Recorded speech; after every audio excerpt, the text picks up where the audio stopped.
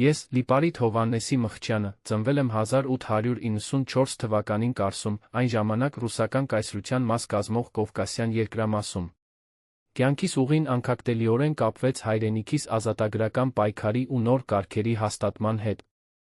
1917 թվականից անդամակցելով բոլշիկյան շարժմանը, կանգնեցի սոցիալական արդարության ու աշխատավոր ժողովրդի իրավունքների պաշտպանության առաջնագծում։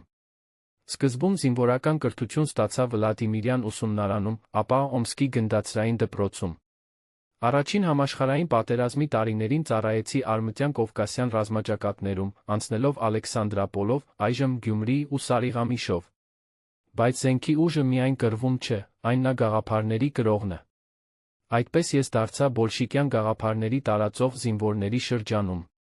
1920-ի մայիսին, երբ Հայաստանում սկսվեց մայիսյան խռովությունը, ես դարձա Սարիղամիշի ռազմահեղափոխական կոմիտեի անդամ, ստանձնեցի Կարմիր զորքերի կայազորի ղեկավարությունը։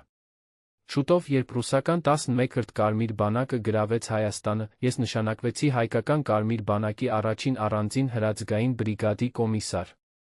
Սակայն ճակատագիրն ինձ երկար կյանք չբերեց։ 1921-ի փետրվարյան ապստամբության ժամանակ ես կռվեցի Ղամարլուի, այժմ Արտաշատ ռազմաճակատում, պաշտպանելով նոր կարգերը։ Կռվի թեժ պահին ընկա, անմահանալով պայքարի դաշտում։ Իմ անունը շարունակում է ապրել։